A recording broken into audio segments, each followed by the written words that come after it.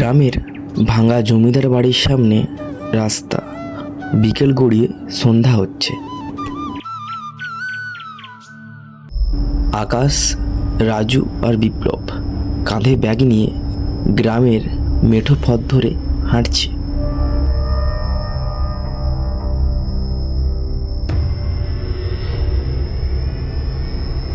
বিপ্লব তখন বলল যে আজ রাতে আমি এই গ্রামে সবচেয়ে ভয়ানক ভিডিও শ্যুট করব, সাবস্ক্রাইবাররা দেখে চমকে যাবে।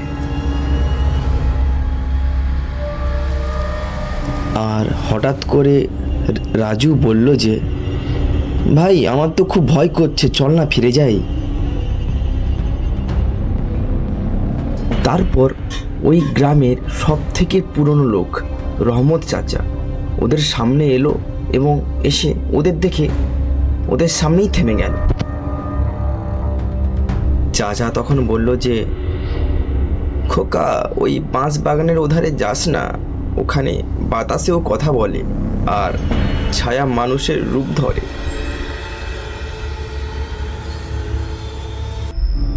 অবশেষে চাচা চলে যান, কিন্তু বিপ্লবরা হাসাহাসি করে ওইসব কথা কানে নেয় না।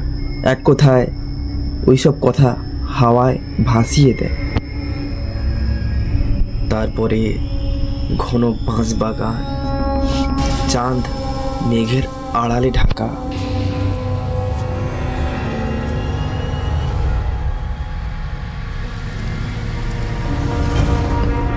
আলোয় দেখা যাচ্ছে যে বাঁশ গাছগুলো একে অপরের গায়ে লেগে অনায়াসে কাঁচ কাঁচ শব্দ করছে। হঠাৎ করে বিপ্লবের মনে হলো যে তার পেছন দিয়ে কেউ হেঁটে গেল, কিন্তু সে পেছন ফিরেই কাউকেই দেখতে পায় না। বিপ্লবের হাতে যে ক্যামেরাটা ছিল, সে ওই ক্যামেরাটা চেক করে দেখলো একটা লম্বা সাদা কেউ যেন তার পেছন দিয়ে হেঁটে গেল।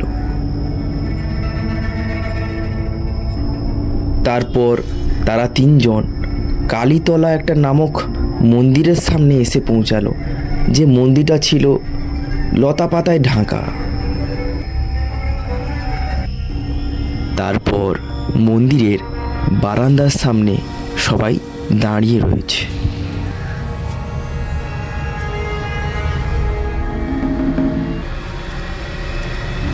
তারা লক্ষ্য করলো যে মন্দিরের এক কোণে ধুলো মাখা একটা বড় আয়না রাখা রয়েছে। তারপর সবাই মিলে ওই আয়নাটার সামনে যায়।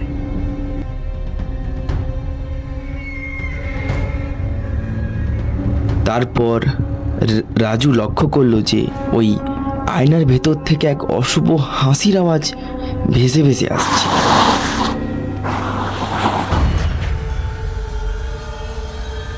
আকাশ তাকে ওখান থেকে সরিয়ে সে ওই হাসির আওয়াজটার অনুভব পেতে ওই আয়নার সামনে দাঁড়ায়।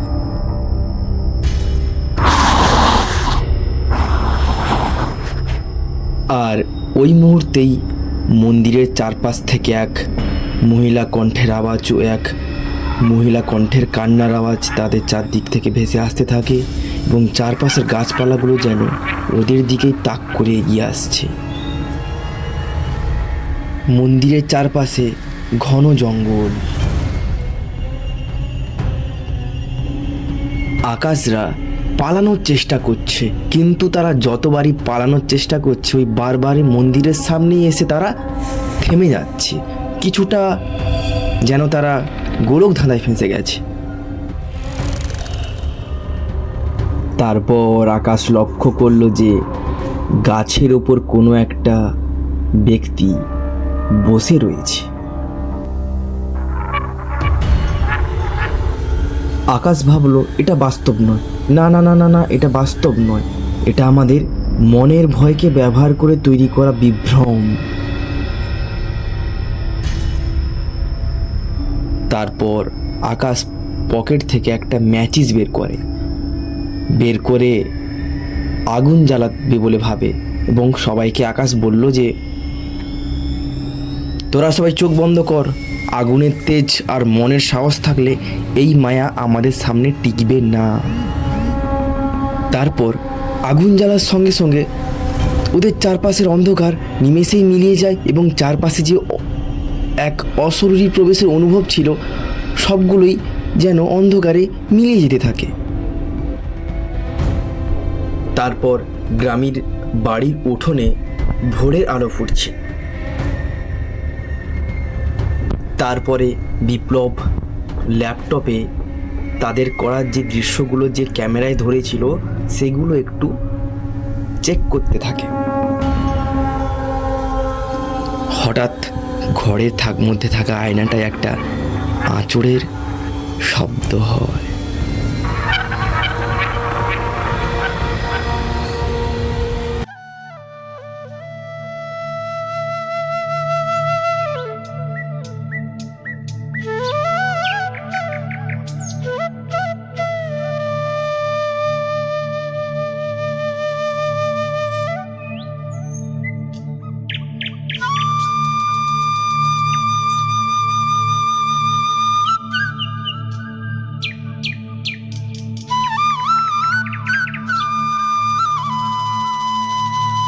সো হ্যালো বন্ধুরা, এই ছিল আজকে আমাদের স্টোরি। আপনাদের স্টোরিগুলো যদি আপনাদের ভালো লেগে থাকে তো চ্যানেলটি সাবস্ক্রাইব করবেন এবং পাশে থাকা বেল আইকনটি প্রেস করে অল করে দেবেন, যাতে আমরা আরও গল্প আনলে আপনার কাছে খুব তাড়াতাড়ি পৌঁছে যায়। তো আমাদের যে ভিডিওগুলি আছে লাইক শেয়ার সাবস্ক্রাইব করতে ভুলবেন না এবং আপনার যত ছোট ছোট বন্ধু রয়েছে ওদের মধ্যে শেয়ার করে দিন এবং আমাদের পাশে এইভাবেই থাকুন। আমরা আরও অনেক চমৎকার গল্প আপনাদের জন্য আনতে থাকবো। ধন্যবাদ।